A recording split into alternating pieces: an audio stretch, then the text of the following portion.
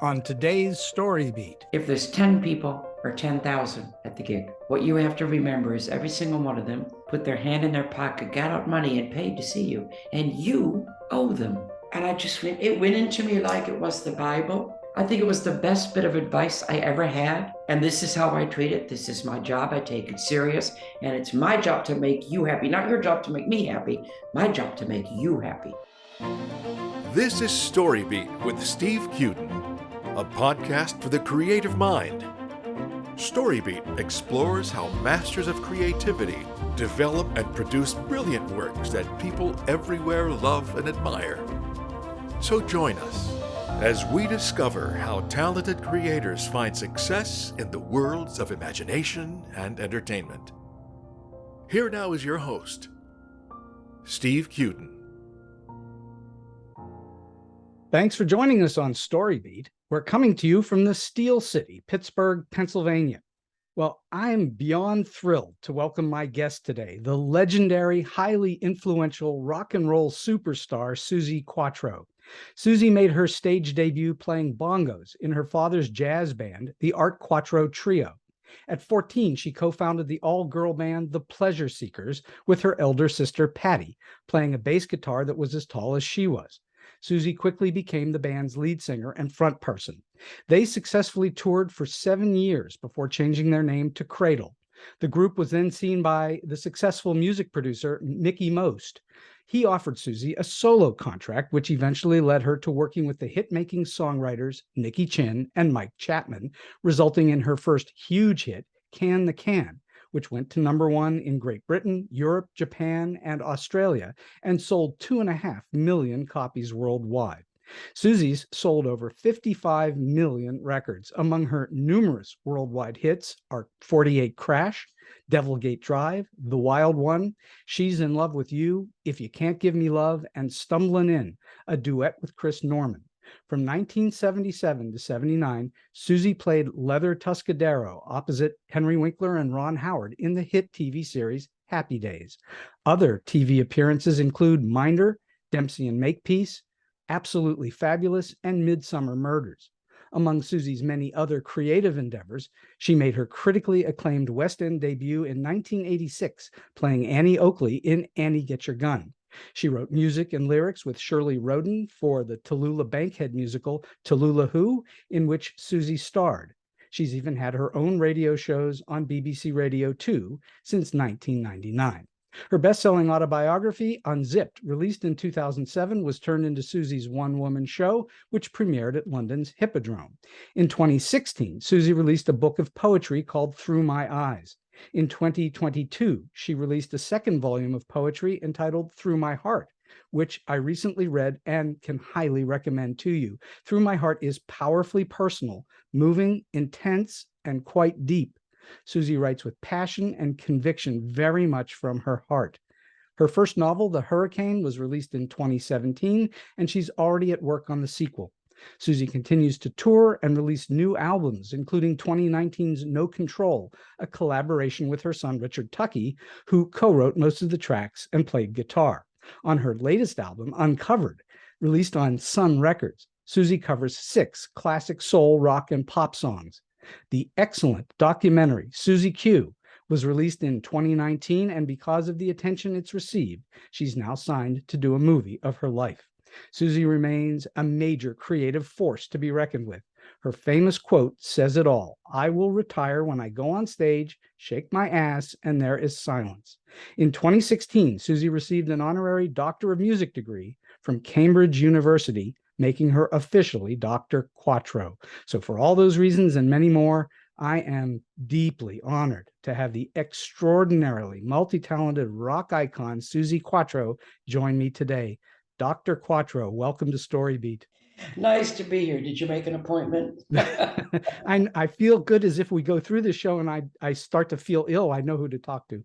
All right, so you essentially turned pro at 14. You left school and started to tour with the Pleasure Seekers. That's an astonishingly young age for anybody to do that sort of thing. For many, music is thought of as a calling. Is it so for you? Yeah, it is. I say it too. I say it all the time. It is a job because my father taught me that way, that it's a profession. He really put that in my head, but it's something that you can't not do, if I can put it that way. You're compelled.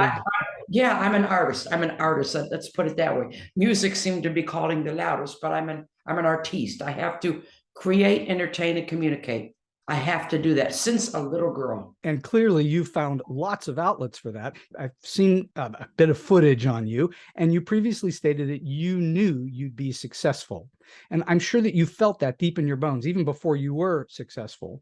Did you foresee any of the challenges to come at that same time? Did you know how difficult the road would be for you? I knew from the age of a child when we did our family shows, 5 kids, and my dad played and my mother sang. So it was one of those kind of families where everybody would go up and do a piece. Either you played or you did a sketch or you know, whatever you did. And I noticed from like the age of 7, as far as my memory goes, that whenever I got up to do whatever I was going to do, the room would stop. So in my little child brain, not that I could articulate it, but I remember thinking, even that young, oh, I can do this. And I did lots of different stuff. I would do a poem. I would do a dance sketch. I would do hit the road jack. I would play something on the bongos. So I knew I had the talent to hold an audience, but I couldn't have explained it. So yes, I knew very young that that was where my talent lay. You weren't shy about it either. Many kids are shy about getting in front of a group of people. You weren't shy at all. You know, the first gig that I did when I was 14, my first gig in the rock and roll band, and we knew 3 songs. Same 3 chords, really adventurous. Anyway, the club owner did us a favor and put us on our first gig. And I remember distinctly standing up on that stage with the bass guitar and looking down, ready to go into my first song. And what flew through my head was, I'm home. The stage was for you. Yeah, it feels, I can't explain it any better than that. It feels natural to me. Like this is what I was put on this earth to do, is to entertain people. Do you ever get nervous before a show?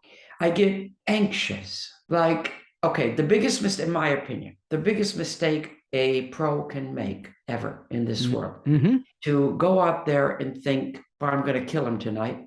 Uh-oh, danger, red flag. I stand down there before, and you can hear them shouting and screaming and clapping.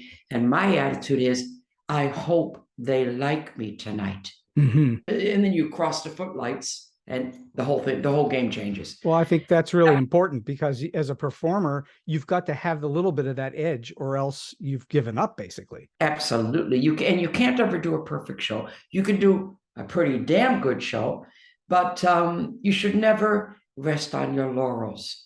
Every audience is a new group of people. It's a new animal, and you have to tame them and send them home happy. And I know that you do.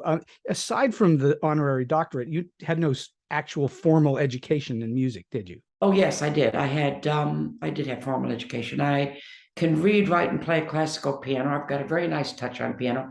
And I can read, write, and play percussion. Those are my 2 studied instruments.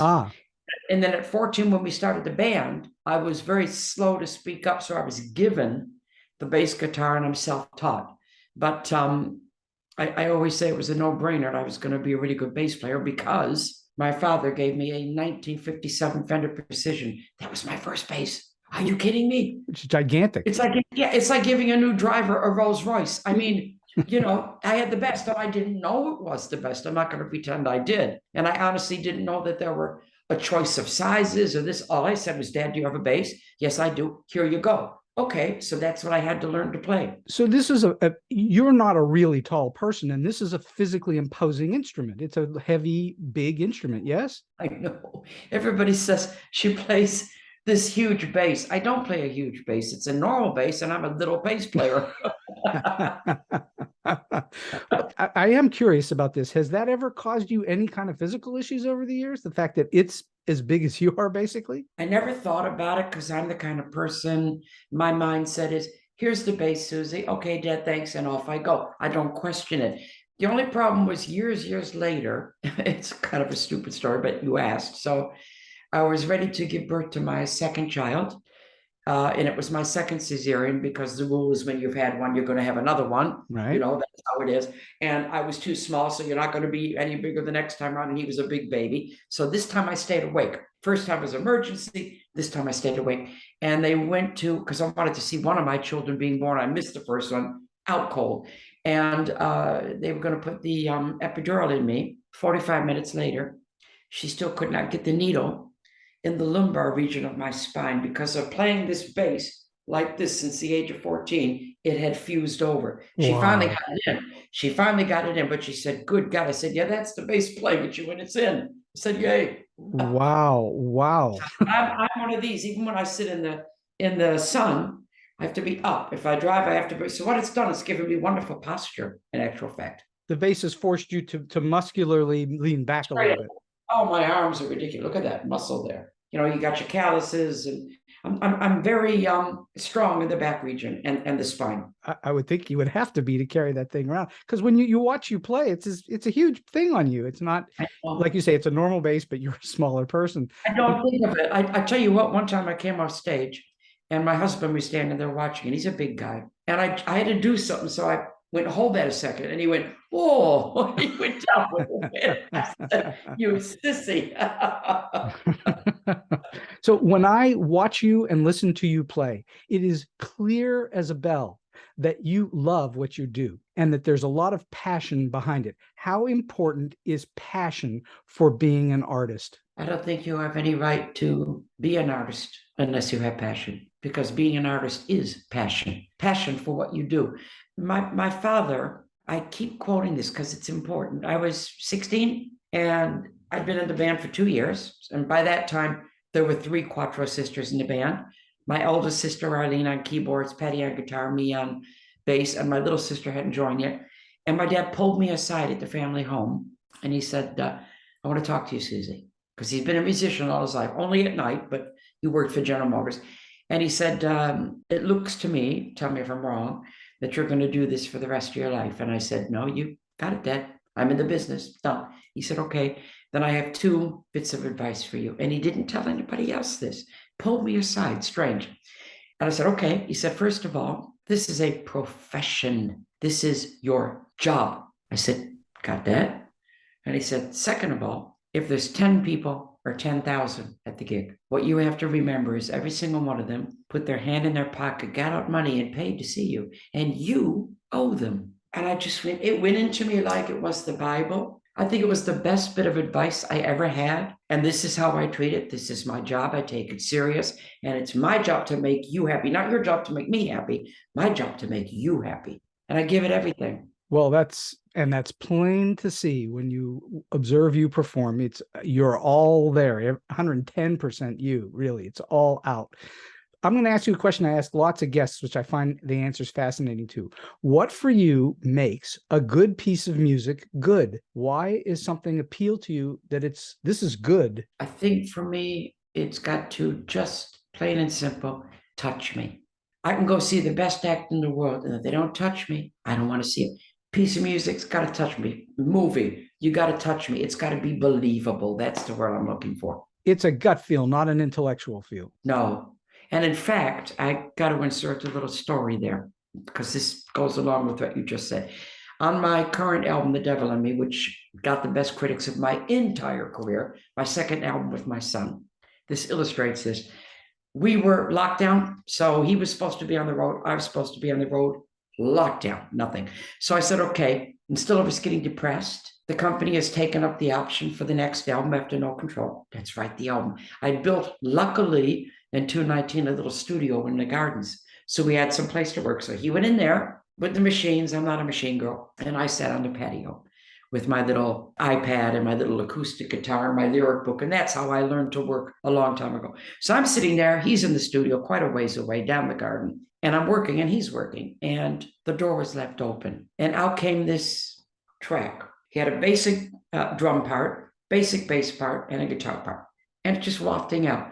And before I could even get mad that it was interrupting my thoughts, I went, boing, an arrow in my heart, yeah. You know? And I went, what's that? Oh my God. I think it woke up the Detroit in me. Anyway, I kind of went stunned. And in my brain, I thought, do not think. Do not think. So I pushed every thought away, kept it in my heart, like a zombie out to the studio, really. Mm-hmm. Right. Oh, don't think. And I was surprised. I walked in, he went, What are you doing? I said, what's that? And he said, it's just something I'm fooling around with. I said, do me a favor, quick, put me on the microphone, give me the headphones and play that. And I still didn't engage my brain. And he put it on. And the first 4 lines of the song, without thinking, came out with the lyrics in a voice I'd never used before. What kind of voice are you talking about? I guess it was kind of a Motown voice, soulful. The track is called My Heart and Soul, I Need You Home for Christmas. And I did the 4 lines and we both stopped and I went, what? Like, how did that happen? It's because I didn't think, I just felt. So it was pure nature taking over. And just a punchline to that story, we went in then and we did the proper tracks. And we finally got to the place where the whole track was done, strings, BVs, everything properly. And I'm putting my proper vocal on the finished track, ready to go to the record company. So that was a demo I'm talking about. So I'm in there and, the studio's full and you get a little bit, every artist, I don't care how confident you are, you're kind of naked when you're doing something in the studio because just like before you step over the footlights, you're hoping it's good enough, Sure. So I'm singing quiet, thinking it's going good. And my son's in there producing and he pushed the button down. He said, Mom, you're not doing it. I said, what? Not doing what? Of course, you get defensive. You're not doing it. I said, what aren't I doing? What do you mean? What aren't you getting? And I'm getting embarrassed and angry. And he said, wait a minute, Mom, wait. Do me a favor. Listen. And he put the demo on and I got it immediately.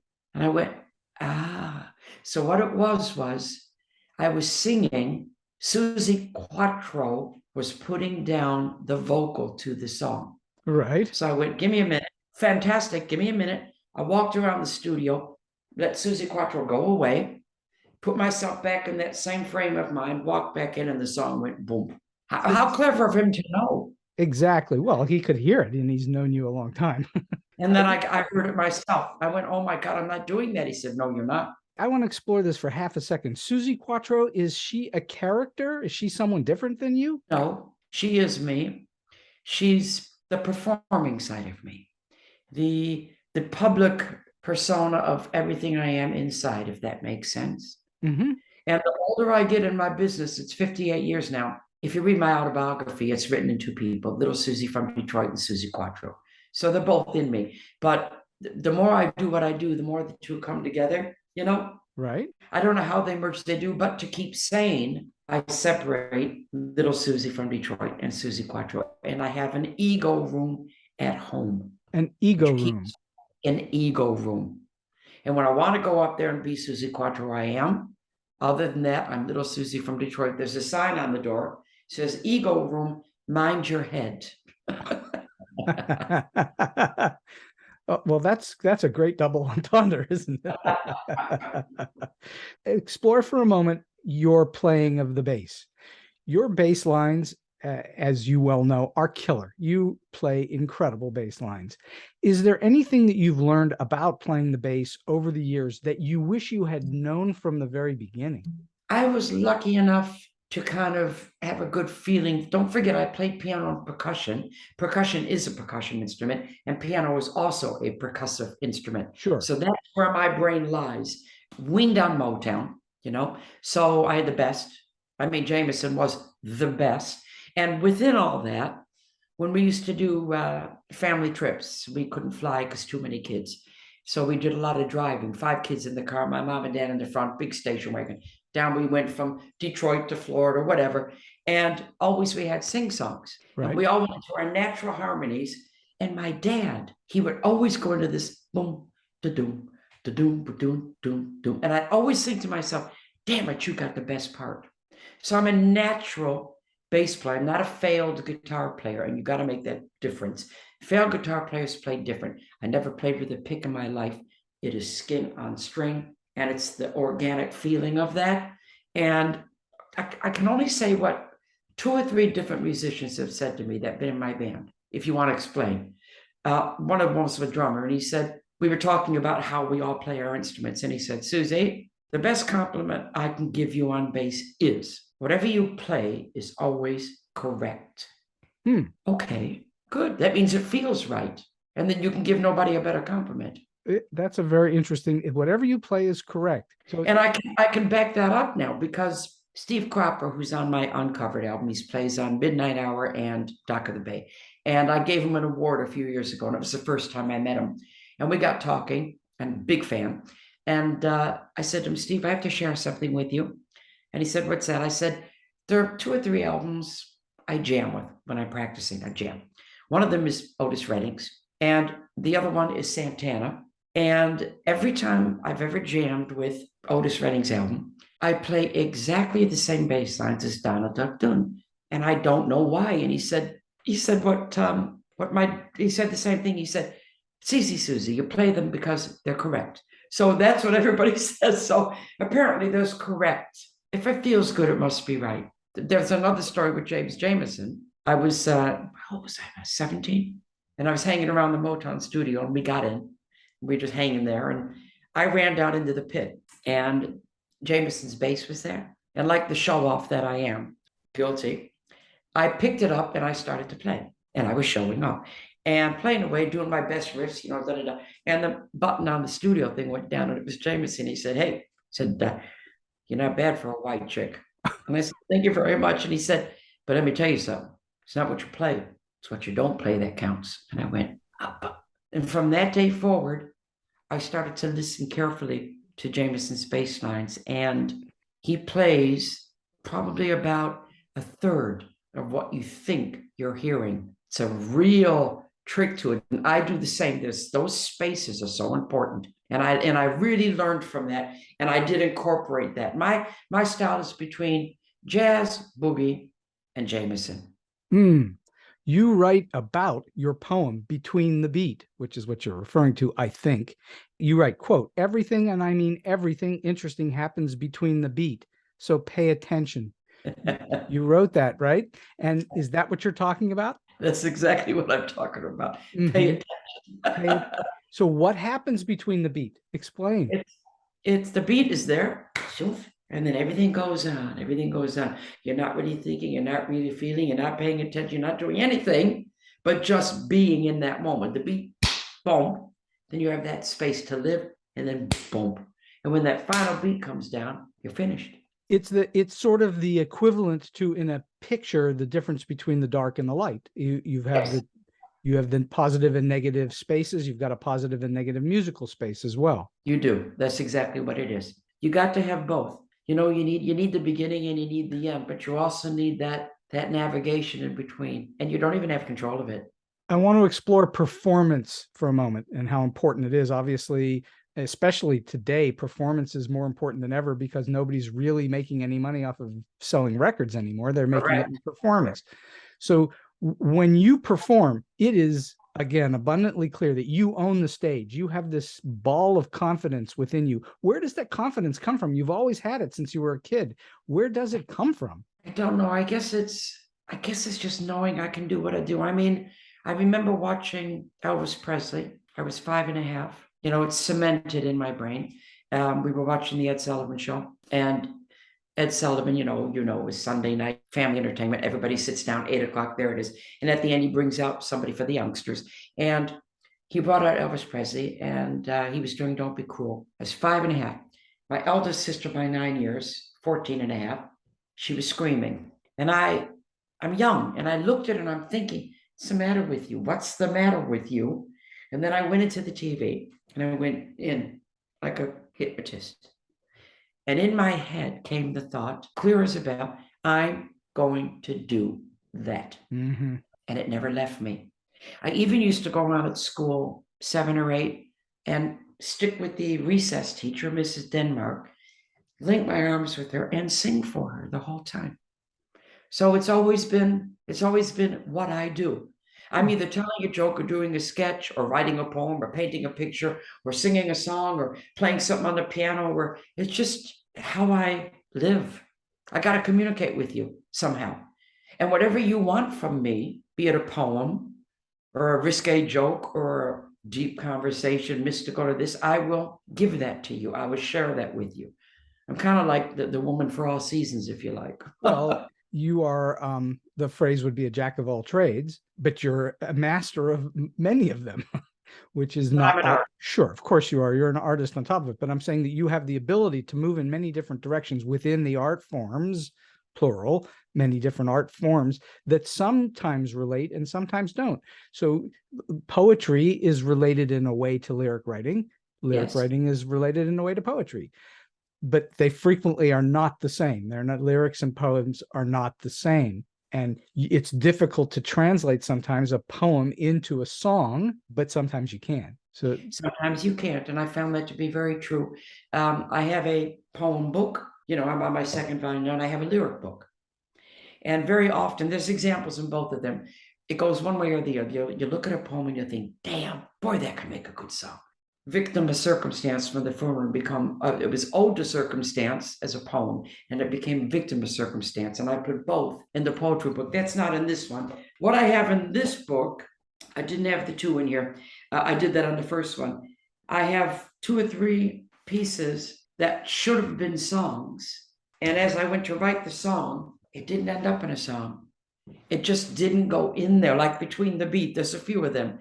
And I ended up Damaged Goods. There's a few of them. And I thought, okay, this is not a song. This is a poem. But sometimes in poems, if I'm looking for inspiration, sometimes I look through my poetry book and I go, yes. And then I'll put that here and then start to change it wherever it needs to be changed to the meter of a song. And it does change form.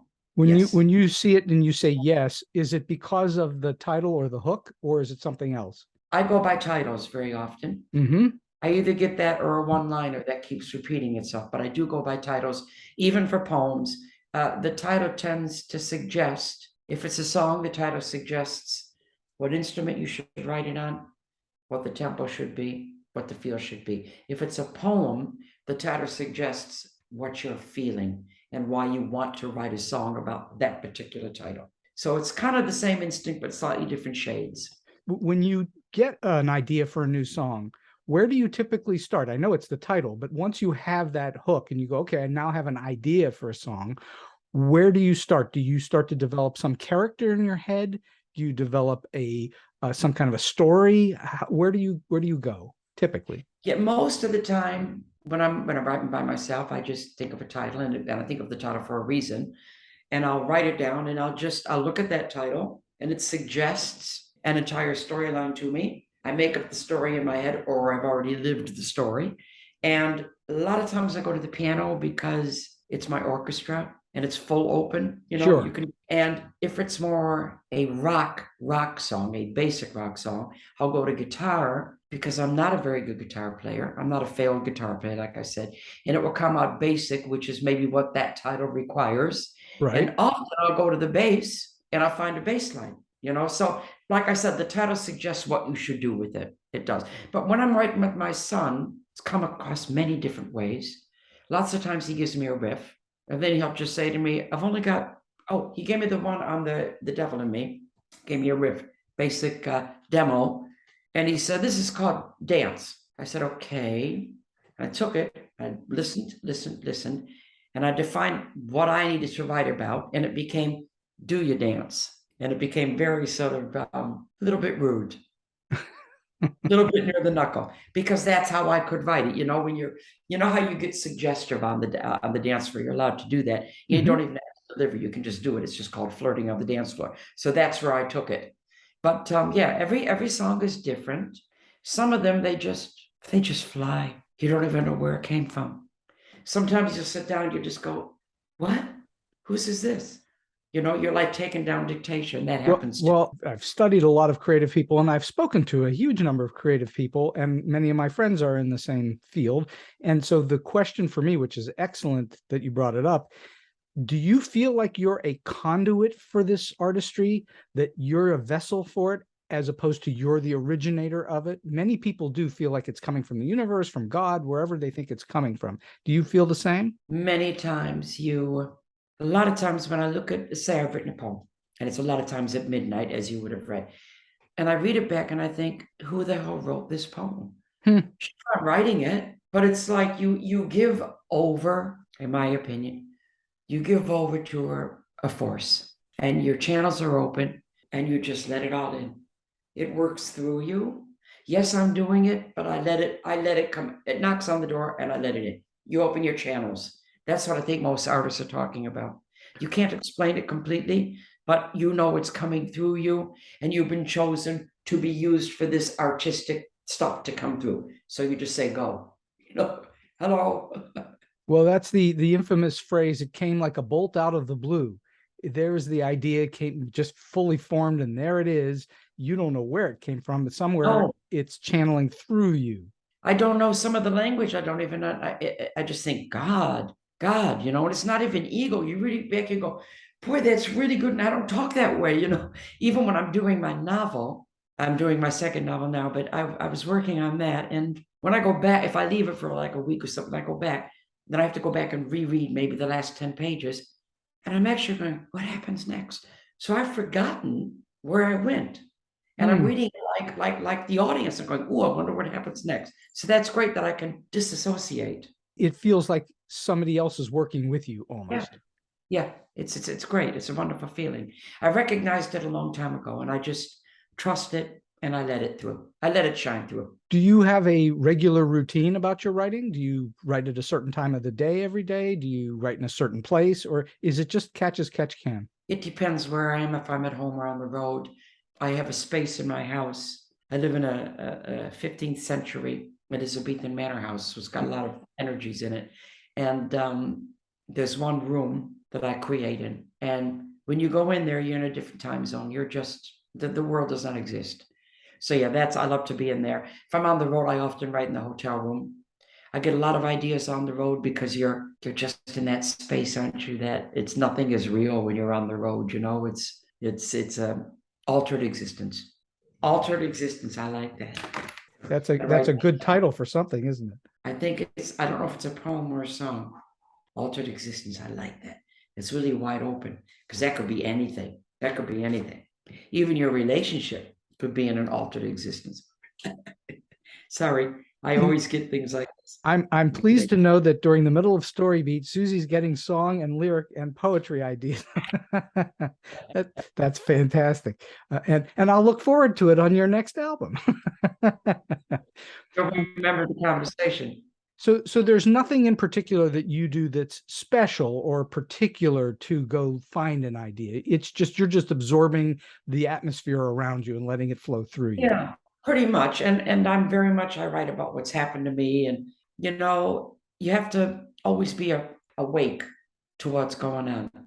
I have a lot of conversations with people, and I kind of soak up. I get a lot of people coming to me with what's gone wrong in their life, and we end up going the distance, and I soak that up.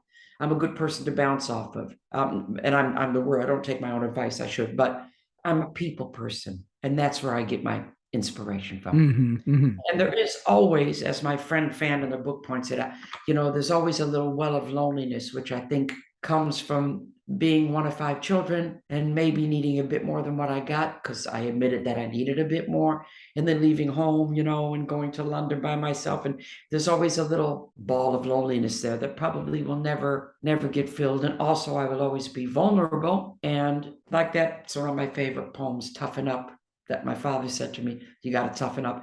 And I can't. And if I did toughen up, I would not be the artist I am. So when you're standing on a stage in front of 10,000 people, it's still you and your world at the same time, and they don't suddenly make you less lonely, do they? For the moment, but not in general. No, but when you walk off that stage, you step into the black pit. Come from this, and it's silence and cold. And I don't ever take any substances when I go on stage. I don't take substances anyway, but I never have a drink. I'm a stickler on that. I go up there with all my edge and all my need. And when I come down off that stage, I want my glass of champagne, and I want it now. Because instead of crashing to the ground, you come down in stages. You're right. The loneliest feeling in the world, coming off stage. That's the loneliest feeling in the world, is coming off stage, because you went from this mass of humanity that was with you, and now you're back on your own again. Yeah, it's really a strange feeling. It took me a long time to understand that when someone wins a huge award like an Oscar or a Tony, something like that, that the next day they just go back to that thing that they go through with the award ceremony and the accolades and the adulation and so on. They still have to then put their pants on the next morning, and they've got to take the trash out and all the rest of it. Sure. There's that spotlights on you and they're screaming, applauding, you're doing your big exit, and then that's it. Done. But you must have people come visit you backstage. Yeah. Actually, I'm pretty much except for like places, certain gigs like the Opera House or the Royal Albert Hall, something like that, where you have to have a little bit of a do afterwards. I go quiet, I change my clothes, I have my glass of champagne, and I go back to the hotel room, and I don't want any noise, not even a TV on. Total silence.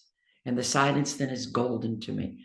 I guess I'm processing everything. I'm coming back down, because fame can distort reality. It can do. So I'm coming back down to reality. It's down to reality. Reality's not up, reality's down. That's the fantasy. I'm living the dream, doing what I do.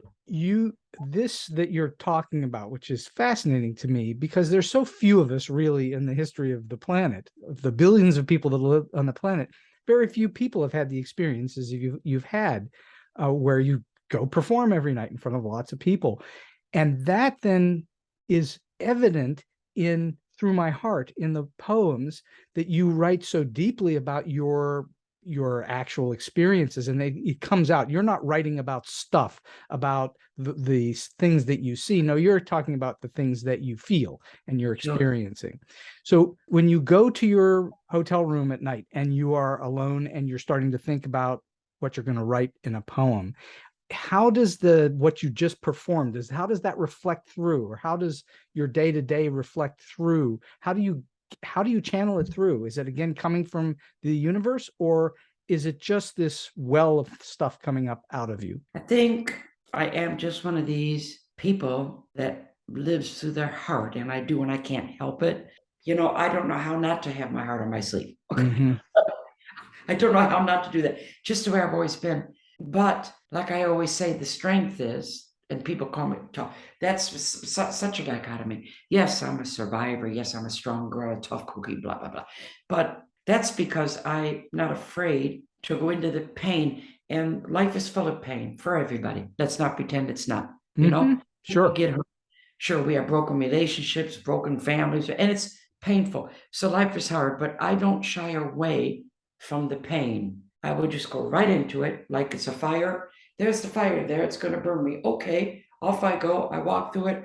Burn, burn, burn, burn, burn. Come to the other side, brush myself off, and keep walking. Do you think of pain as an artistic tool of kind? Yes. In fact, I have it written in my lyric book, and probably it's going to be the next one I wrote, because it keeps coming up. Pain is the best architect. Ooh. Oh.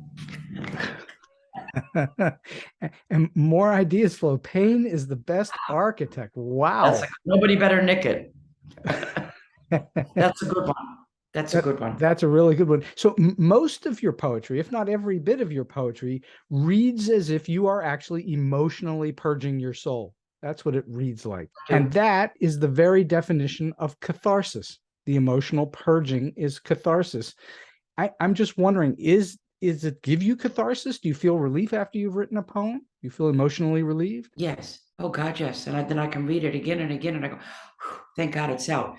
Same as if I'm very much like that. If I need to scream at somebody, I'm going to scream, and then I'm done. I don't hold on to it. If I'm mad at you, I'm going to scream at you, then I'll say, let's go for a drink. If I'm going to cry, I'm going to cry. I'm not going to hold it. I cry, then I'm done. If I need to write a poem, I'm going to write it, then I'm done. Get it out. It's poison to stay in you. Any of this stuff is poison, and you mustn't do it. Poison is a drink you should never drink alone. Uh-oh, there's another line. I told you this happens to me. Well, it's my delight to have it happen while I'm talking to you. Do you ever use a rhyming dictionary, or is it all out of your head? Not a writing dictionary, but a rhyming dictionary. Every now and again, if I've got, sure, every writer does. If there's a particular line that is a stinker of a rhyming word to rhyme with, and I don't want to change the line, but here's what happens to me. I'll look for a rhyme, and then I won't use that, but another word will come to me from reading the different thing, then I go, oh, boom, oh God, why didn't I think of that before? So it leads you in a certain direction. But I don't think there's a writer exists that doesn't use a little help sometimes. Like I said, when you want to hold on to a line. Well, even Stephen Sondheim used his rhyming dictionary every day. Sure, you got to. You got to sometimes. If you're hooked on a line, that's it. How long does it typically take you to write a poem? Do they just come out, or does it sometimes take you days? Well, they're really painful ones. You'll write in a flurry, and then you'll go back and you'll look at it again. And you might edit a little bit. You might think, wait a minute, that's a bit awkward there. And then sometimes you'll look at it, want to edit, and think, no, that awkwardness is wonderful because it's raw, you know?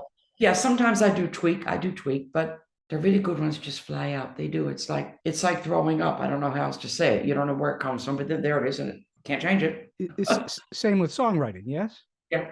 But it was fascinating in the documentary to listen to Mike Chapman talk about, you meet him, he says, I've got an idea, and he goes off, and a few hours later, there's a song, right? Yeah. It's literally, it's like literally a couple of hours later, there's the song. This is how it happens. And it's a huge hit, turns into a huge hit. This is how it happens. You get inspired, and you kind of know it. The good stuff, you know it when you're doing it. I know when it's a good poem. I know when it's a so-so poem. I know when it's a good song. You feel it like that from the first second you sit down. I think that that's an accurate way to describe it. You feel it more than you think it. We're definitely in the passion business, the guts business, not in the intellectual business. I do want to speak for a moment about your stage work. I was completely and utterly blown away when I saw clips of you doing Annie Oakley and clips from Tallulah Who, because your stage voice is exquisite and totally different from your rock voice. It's still you, but it was unexpected. I didn't expect to hear what came out of you.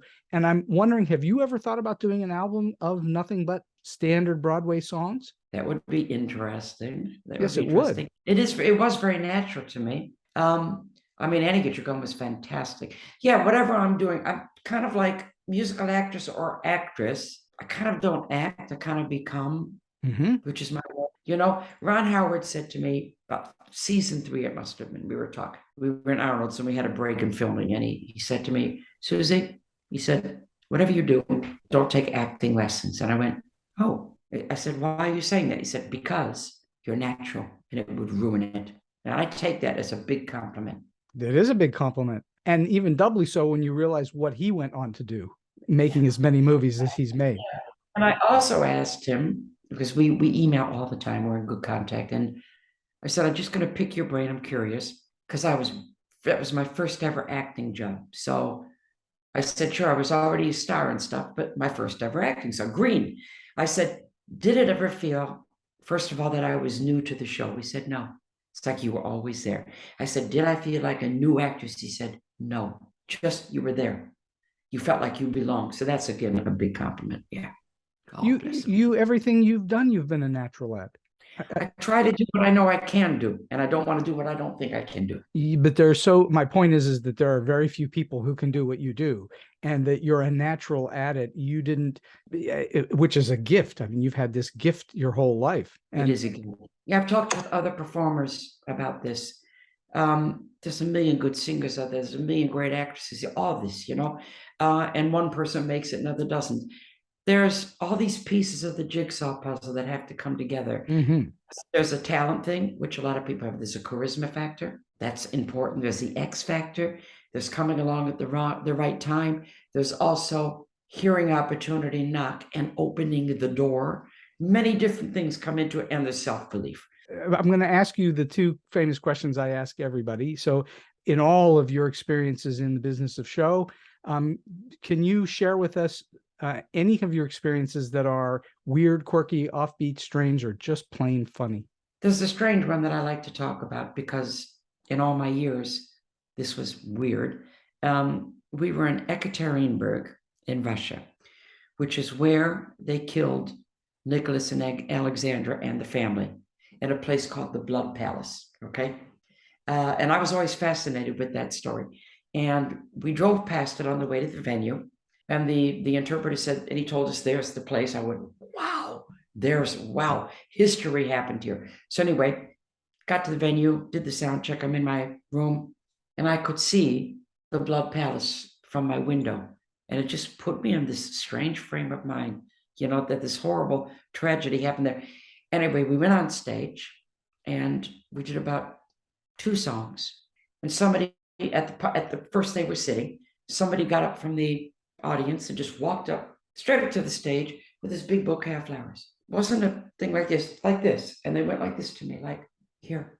And I had to stop the song, reach down and get him, and I put him on the drum riser. Every 5 minutes or 6 minutes, somebody else would walk up with an. This happened all the way through my show.